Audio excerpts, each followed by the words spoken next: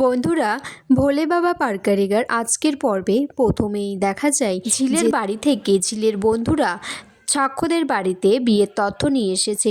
তখন রায়পূর্ণা বলছে মিলিকে যে এই সমস্ত জিনিস সাক্ষ্য বিয়েতে পড়ে না, ও দামি জিনিস ছাড়া কিছু পড়ে না। সাক্ষ্য তখন বলছে, মা আমি নিজের টাকায় সমস্ত জামা কাপড় কিনে পরি, আমাকে যদি কেউ কিছু দিতে চায় সেটা যে দামি হতে হবে সেটা কখনো কিন্তু আমি বলিনি। সাক্ষ্যর মা তখন বলছে, তুমি এটা কখনো বলনি ঠিক আছে, কিন্তু আমাদের যে সমস্ত আত্মীয় স্বজন আছে তারা আমাদের যা জিনিস দেন সেগুলো দামি, তাই আর কি বললাম।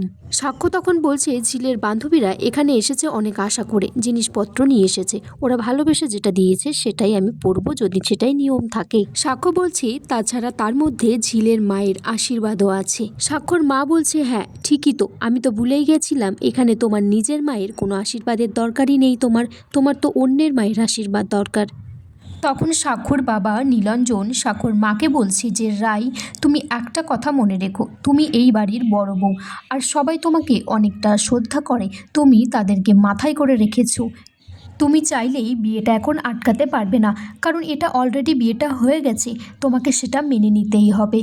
নীলাঞ্জন এটাও বলছে যে তুমি মানতে নাই পারো, কিন্তু তুমি যেটা মানতে পারছো না সেই দিকে বেশি মনোযোগ দিলে সমস্যাটা আরও বাড়বে। তখন ঝিলের দিদি মিলি বলছে তার শাশুড়িকে যে, বড় মামি আমরা যতক্ষণ এখানে থাকবো অশান্তিটা বাড়বে, আমরা বরঞ্চ এবার আসি। মিলি তখন সাক্ষ্যর কাছে ঝিলকে দেখতে চাই। তখন সাক্ষ্য জেঠিমা বলছে যে, মিলি ঝিল যখন বস্তিতে থাকতো তখন তো ও রাতে চড়ে চড়ে বেড়াতো এদিক ওদিক, তখন তোমার বোনকে তুমি কিভাবে দেখতে? তখন ঝিলের বান্ধবীরা বলছে, ও চড়ে চড়ে বেড়াতো না, ও কাজ করতো, তাছাড়া আমাদের গানের অনুষ্ঠানও থাকতো রাত্রে। তখন সুদর্শনা বলছে মিলিকে যে, আমিও তো এই বাড়ির একজন, আজকে যখন এসেই পড়েছো তখন কিছু না খেয়ে যেও না। মিলি বলছে, আমাদেরকে যেই বাড়িতে নিমন্ত্রণই করা হয়নি সেখানে দাঁড়িয়ে আমরা মিষ্টি খেতে পারবো না, এতটা ছোট আমরা নই। সাক্ষর মেজমা তখন বলছে যে, সুদর্শনা ওরা খেতে চাইছে না যখন তুমি বারবার জোর কেন করছো? তখন সুদর্শনা বলছে যে, মেজদি তোমাকে যদি বারবার কেউ অপমান করতো তারপর মিষ্টি খেতে বলতো তুমিও তো খাইতে না বলো? সুদর্শনা বলছে যে, মান সম্মান তো সকলেরই থাকে, বড় লোকেদেরও থাকে গরিব লোকেদেরও থাকে, কিন্তু মিলি তোমরা না খেতে চাইলে আমি জোর করব না। সাক্ষর বাবা নীলাঞ্জন তখন বলছে যে, আমি বস্তিতে নিজে গিয়ে ঝিলের মা মিনুকে নিমন্ত্রণ করে আসবো। সাক্ষ্য বলছে, বাবা আমিও তোমার সাথে যাব। তখন সাক্ষর মা তখন বলছে, হ্যাঁ ছেলে বাপ মিলে যাও, দরকার পড়লে আরও কজনকে সাথে নিয়ে যাও। ঝিল তখন সেখানে আসে, এসে তার বান্ধবীদেরকে বলছে, তোরা কখন এলি রে? এসে যখন পড়েছিস রাত্রে কিন্তু অনুষ্ঠান শেষ হলে তারপর ফিরবি।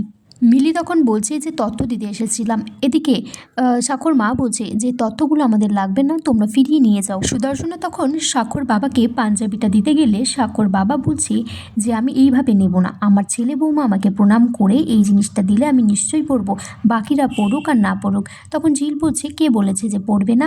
তখন সাক্ষর মা বলছে, আমরা কেউই পড়বো না, তোমাদের জিনিস ফিরিয়ে নিয়ে যাও। তখন মিলি বলছে যে, বড় মামি এই জিনিসগুলো আমার মা অনেক কষ্ট করে সুদের টাকা ধার নিয়ে কিনেছে তোমাদের জন্য। সাক্ষর মা তখন মিলিকে বলছে, একটা কাজ কর, এই জিনিসগুলো তোরা ফেরত নিয়ে যা, আর বল কোনো দোকানে বিক্রি করে দিতে, যাতে তোদের সুদের টাকাটা একটু কম পড়ে। ঝিল তখন বলছে, তোমাদের মতো শপিং মলে গিয়ে একবারে অনেক টাকা দিয়ে জিনিস কেনার ক্ষমতা আমাদের নেই, ওই যে বস্তিতে যারা বিক্রি করতে আসে না তাদেরকে একটু একটু করে টাকা দিয়ে আমরা এগুলো কিনি। ঝিল তখন বুদ্ধি করে বলছে যে, ঠিক আছে, তোমরা যখন আমার মায়ের জিনিসগুলো তোমরা গ্রহণ করবেই না, আমিও তাহলে আমার গয়নাগাটি সব খুলে দিচ্ছি। তখন সাক্ষর মা বলছে, এই অলক্ষণে কাণ্ড কেন করছো? তোমাদের যখন বিয়েটা হয়েই গেছে, এটা তো আমার বাবার স্বাক্ষর, মঙ্গল অমঙ্গলের ব্যাপার আছে। ঝিল তখন বলছে, তোমরা যখন বিয়েটাই মানো না তখন মঙ্গল অমঙ্গলের কোনো প্রশ্নই উঠছে না। ঝিল তারপর একে একে সমস্ত গয়না খুলে তার বান্ধবীদেরকে দিয়ে দেয়। এদিকে সুদর্শনাও বলছে যে, যে সমস্ত জিনিসগুলো যারা পড়বে না তাদের বান্ধবীর কাছে দিয়ে দেয় ফেরত দেওয়ার জন্য। তখন সাক্ষর মা বলছে, খবরদার এইগুলো আমাকে ফেরত দেবে না। ঝিল বলছে, আমার কি কষ্ট দেখো, তুমি বয়সে বড় বলে এই খবরদার কথাটা আমি তোমাকে বলতে পারছি না। সাক্ষ্য তখন বলছে ঝিলকে যে, তুমি তো ঠিকই করছো, তোমার বাড়ির জিনিসপত্র যখন আমার বাড়ির কেউ গ্রহণ করছে না তাহলে তুমিও সমস্ত কিছু ফেরত দিয়ে দাও।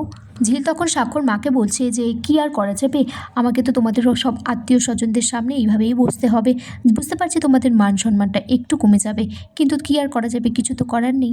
এটা শোনার পর সাক্ষর মা বলছে তার বান্ধবীদের যে, ঠিক আছে ঠিক আছে, জিনিসগুলো রেখে যাও, আমরা পড়বো। ঝিল তখন বলছে যে, দাঁড়াও, এখন তোমরা হয়তো এগুলো গ্রহণ করছো কিন্তু পরে তো অন্য কাউকে দিয়ে দিতেই পারো, তাই এগুলো তোমাদেরকে এখনই পড়তে হবে। আর তোমরা যে সমস্ত গয়নাগুলো আমাদের দিয়েছো সেগুলো কিন্তু আমি অন্য কাউকে দিয়ে দিচ্ছি না, সেগুলো আমি নিজে পড়ছি। ঝিল তারপর একটা একটা করে তথ্যের শাড়ি তার শাশুড়ি মাকে আর তার স্বাক্ষর জেঠিমাকে দিয়ে দেয়, দিয়ে বলে যে এগুলো তোমরা পড়ো, তাহলেই আমি একটা একটা করে গয়না পরবো।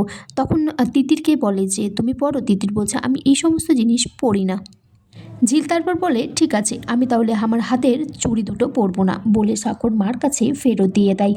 তারপর স্বাক্ষর মেজো জেঠুকে বলে মেজো মামু তুমি পড়বে তো? তখন মেজো মামু বলে ঝিল তুই যা শুরু করেছিস আমার পড়া ছাড়া কোনো উপায় নেই, দে তুই, সেটা আমি পড়ে নেব। ঝিল তারপর বলছে যে ঠাম্মা আর দাদু উপরে আছে, ঠিক আছে আমি জিনিসটা দিয়ে আসছি। এদিকে নীলাঞ্জন মিলিকে আর তার ঝিলের বান্ধবীদেরকে বলে যে তাড়াতাড়ি বসতিতে চলো, মিলি মেনুর কাছে ক্ষমা চেয়ে তো তাড়াতাড়ি ফিরিয়ে আনতে হবে তাকে এই অনুষ্ঠানে। সুদর্শনা তখন বলছে ঝিলকে ঝিল তোমার বুদ্ধি আছে কিন্তু।